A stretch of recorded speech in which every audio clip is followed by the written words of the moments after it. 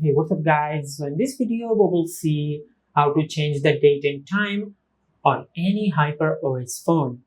Now to do that, just open the settings app on your smartphone.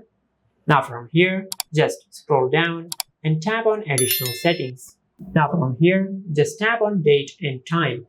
Now from here, just disable set time automatically. Now from here, you can change the date and time manually. Just tap on date to change the date. Now from here, you can change the date, the month, and the year, just like that. And if you tap on time, you can change the time, just like that. Now, if you want to set time automatically, just enable this option and it will set the date and time automatically. And this is how you can change the date and time on any HyperOS phone. If you found this video helpful, please like the video and subscribe to our channel and hit the bell icon to get notified when we upload a new video.